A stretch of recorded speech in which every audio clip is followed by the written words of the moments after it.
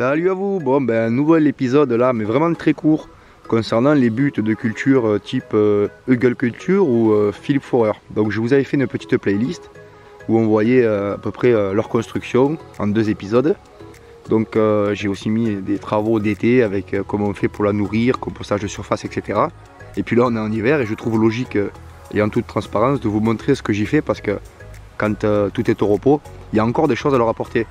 Parce que par défaut, il y a des travaux à faire. Regardez, vous pouvez le voir là, vous voyez ça s'effondre en fait. La butte, si vous voulez, petit à petit, elle descend au fur et à mesure des eaux de pluie et qu'on y cultive à l'intérieur, et bien la terre s'étale. Donc un travail durant l'hiver, ben, ça sera de remonter la butte. Et ça, si vous ne le faites pas, en fait, la butte elle va se lessiver au bout de 1 an, 2 ans, voilà, elle va commencer à se lessiver. Vous voyez, il y a des petits rongeurs qui viennent de partout là. Bon, aussi chez moi, c'est un peu la cata. Et vous avez ici, là, hop, là vous voyez du mycélium, ce qui va donner naissance à les champignons, et hop, des petits trous de partout, et la terre elle s'étale en fait comme ça, elle s'étale de partout, et au bout d'un moment, ben, on a le bois qui revient directement à la surface, donc c'est pour ça qu'il va falloir la remonter. Donc ça se fait en plusieurs étapes. Vous voyez là, il n'y a pas grand chose, il doit y avoir une épaisseur de 25 cm. Et bien, il suffit simplement de venir gratter par terre, avec, moi j'utilise une fourche à 3 dents, et ensuite on le remonte comme ça, tac, voilà, ça fait déjà quelque chose qui est beaucoup plus haut, ça fait partie de l'entretien normal. Ensuite on peut venir nourrir un peu, hein. Si on a un peu de compost, des choses comme ça, ben, on le met par dessus, tout simplement. Et pour finir, moi bien sûr c'est l'élément que j'ai le plus ici, hein. Eh ben, je mets du BRF. Alors c'est du BRF, c'est surtout du broyat, il y a beaucoup de fruitiers de l'année, donc il y a quand même un peu de bois mal fragmenté bien sûr. Et vous voyez que ça a quand même une autre gueule quoi. Là c'est quand c'est remonté, quand c'est à niveau. Et puis là vous voyez quand c'est effondré qu'il faut le faire quoi. Donc voilà, c'est sûr que c'est un peu de boulot, mais les buts ça le rend bien parce qu'après on y cultive à l'intérieur, comme vous l'avez vu cette saison, des choses complètement incroyables. Vous voyez, j'ai mangé pas mal de choux, là il m'en reste encore. J'espère que chez vous c'est la même chose. Bien que bon, en ce moment je suis un peu inquiet du temps parce que l'après-midi là, bon ben, je fais du bois, des choses comme ça. Je me retrouve assez souvent en t-shirt. En plein mois de janvier, en centre-France, c'est quand même un peu inquiétant. J'espère que ça présage rien de mauvais concernant les gels tardifs et la mise à floraison des fruits. Hein, parce que bon, ça fait déjà 2 ans qu'on a des gels tardifs et que les fruits disparaissent. Et chez vous ça se passe comment alors du coup? Parce que j'ai vu qu'il y a quand même un climat assez doux sur l'ensemble de la France. Et d'ailleurs, ce souci est là aussi, hein, vous le voyez. Ça, c'est quand même problématique parce que là, je suis en pleine montée de prédation au niveau des rongeurs. Et si l'hiver est vraiment trop doux, ben, il ne va pas y avoir de régulation. Hein. Donc l'année prochaine, il faudra engager des petits processus pour essayer de s'en débarrasser. Notamment bon, au niveau de leurs propres prédateurs, hein, ce sera les chats. Donc très peu de chats parce que ça va s'attaquer après aux oiseaux. Donc c'est à voir, il faut trouver un équilibre. Donc voilà, pour les travaux d'hiver, c'est tout simple. Il suffit simplement de remonter les buts. Et vous voyez, il y a une partie qui est occupée là. Donc ça, ce sont des semis plus ou moins de couverts en fait, qui vont me servir au repiquage au printemps. C'est-à-dire, enfin, ce ne sera pas tout à fait le printemps, ça sera dans à peu près 2 mois. Dans 2 mois, je vais venir repiquer, vous voyez, des petites betteraves, des petites choses comme ça. Et ça, souvent, ben, c'est des légumes qu'on passait tout l'hiver et qui vont permettre de se nourrir un peu vis-à-vis des feuillages, etc. Et qui après vont monter en graines. Donc du coup, ben, je sais que j'ai mes semences qui sont prêtes et qui sont en rotation des semences de l'an dernier. Quand le légume a fait sa semence, je l'ai de suite remis.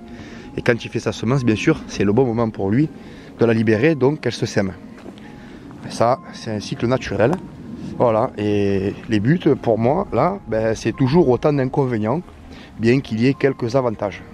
Donc je vous ai expliqué, bien sûr, dans la première vidéo longue, là, mes pires erreurs avec les buts, pourquoi je les avais faites. Simplement que le sol ici, ben, c'était une ancienne route. Et du coup c'est que du caillou, c'est gros caillou là, un peu système route romaine. C'est pour ça que j'étais obligé de faire hors sol. Et ça marche plutôt pas mal, le bois se décompose assez bien. Mais même si c'était un bois pourri et de la terre très fine, vous voyez que bon, ben, les rongeurs sont là, hein, quoi qu'il arrive, c'est sûr. Bon, ben écoutez, j'espère que cette petite vidéo vous aura permis de prendre conscience qu'il faut bosser ses buts hein, pour avoir toujours un truc tip top. Vous voyez comme ça là, ça c'est tip top. Voilà, du broyat, hein, ça se fait assez rapidement. Je vous ai montré avec la vidéo quel a été mon choix, pourquoi j'ai opté. J'avais un petit broyeur électrique que j'ai donné à un ami.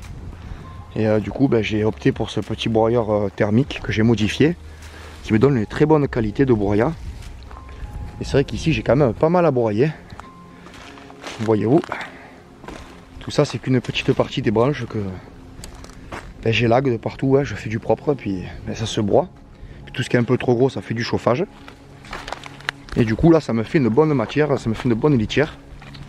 Tout cela va être, bien sûr, déchets carbonés, donc c'est quelque chose qui va nourrir le sol, parce que les organismes qui vont détruire ces déchets carbonés, à la fin de leur digestion, vont se retransformer en azote. Du coup, c'est une diffusion lente, mais certaine, d'azote, donc pour nourrir son sol. Mais avant de pouvoir dégrader des déchets comme cela, on relance le cycle de la vie avec des jus verts, des purins, des choses comme ça. Parce que là, vous avez vu que dans la serre, par exemple, j'avais une épaisseur de... on avait mis 25 cm de broyat. Donc ça peut être mélangé BRF broyat. Et vous voyez que là maintenant, le broyat il a été entièrement digéré, quoi. Les 35 cm qu'on a mis cet été pour faire la culture des tomates, il n'y a maintenant plus rien, quoi. Donc ça va donner bien sûr des champignons dans pas longtemps. Sachant que tout ce mycélium arrive à se relier aux mycorhizes des arbres. Et du coup, les plantes qui poussent à l'intérieur partagent pour la plupart les éléments nutritifs des grands arbres, comme cela par exemple. Et en même temps, ils vont apporter des antibiotiques, des informations météorologiques, des choses comme ça. Et ça va aider bien sûr à pousser sur la culture de vos légumes. Ensuite, tout ce que vous n'avez pas pu manger parce que vous n'avez pas eu le temps de faire. Vous voyez, moi j'ai jeté plein de tomates, j'ai jeté des choses comme ça, des graines et tout. Et j'ai même jeté quelques curcubitacées, vous voyez. Il y a des graines comme ça qui se disséminent et puis en avant de la vie, quoi. En avant. Il suffit plus que ça pousse maintenant. Voilà, le sol se travaille bien, quoi. Comme je vous l'ai dit, on a fait la vidéo du mois de janvier et je vous prépare déjà le prochain épisode pour quoi faire au mois de février. Voilà. Tout ce qui est trop gros, on va pas le mettre au broyeur. Vous voyez bien que ça fait du bois de chauffage. Ça c'est pareil, on fait du bois de chauffage. Ah, il y a un petit couloir de vol là, d'avion là. Des petits chasseurs là qui passent au-dessus. Vous voyez, en fait c'est 100% récup, on va même pas la décharge, du coup on prend tout sur place. Et tout y passe, on y met absolument tout. Vous voyez, ça élague de partout là. Ça ressemble à ça, quoi. Et puis on en fait le broyat. C'est vrai qu'après j'ai cet avantage là, j'ai aussi choisi le site pour ce critère, hein, pour pouvoir faire mes propres matières organiques, pour pouvoir ne pas avoir trop d'intrants. C'était aussi un choix. Parce que le intrant, c'est du transport, c'est de l'énergie fossile qui est dépensée, c'est du temps. Là c'est vrai que j'arrive à me débrouiller de bonne part tout seul vis-à-vis de ce choix de broyat, quoi. Après à côté j'ai le petit producteur là Enfin le petit producteur. Il fait une petite production de céréales, mais surtout il fait centre équestre, il a des chevaux. Donc il me livre du fumier, ça aussi ça fait partie des critères d'implantation. Voilà.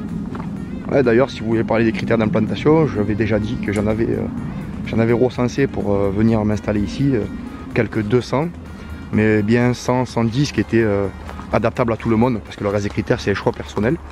Si vous voulez en parler, on peut se retrouver sur le Discord aussi, ou pourquoi pas, je ferai peut-être une vidéo pour parler de ça, quoi. Ah, et pour les copains aussi, puisque j'avais dit que j'allais le filmer, vous voyez la grosse serre là que j'avais fait en récup, cette année elle est morte en fait, elle a explosé. Vous le voyez là, elle a explosé complet. C'est dommage parce que c'était une bâche de 400 microns quand même. Et elle était vraiment sympa, vous voyez, ça a explosé complètement. Très costaud. Et regardez pourquoi elle a explosé en fait. Tout s'est dessoudé, tac, d'un coup. Donc là elle menace de tomber, il faut que je trouve une solution urgente pour la remplacer. Au moins histoire de mettre tous les petits fruitiers là à l'abri. Et vous voyez c'est la bonne grosse barre, quoi. C'est quelque chose de solide. Voilà, je vous ai dit que je vous le montrerai. C'est chose faite, hein. Et le reste, les choux de Bruxelles, il n'y en a pas eu, ils se sont fait dévorer. Et là, je vais peut-être avoir une petite nouveauté à vous présenter ce week-end pour la prochaine vidéo. Ça sera donc éventuellement une petite serre ici en dur ou en verre, je suis en train de voir ça. Donc voilà. Allez, écoutez, en tout cas, moi je vous souhaite de bonnes plantations, de joyeux travaux, hein, si vous pouvez et que vous avez le temps. Et sinon, ben, n'hésitez pas si vous avez des questions. J'en profite encore une fois pour vous lancer l'invitation du fameux Discord. Nous avons passé la barre des 200 maintenant membres. Alors croyez-moi que c'est sacrément vivant. Il y a des soirées à thème qui sont organisées quasiment tous les soirs. On s'y retrouve pour discuter de nos sujets préférés. Donc voilà, si vous avez aimé la vidéo, n'hésitez pas à déposer un petit pouce bleu qui m'aidera au référencement, hein, comme d'habitude, ça ne change pas. Et puis si vous avez des questions, j'y répondrai avec grand plaisir. Allez, à bientôt les copains, ciao ciao.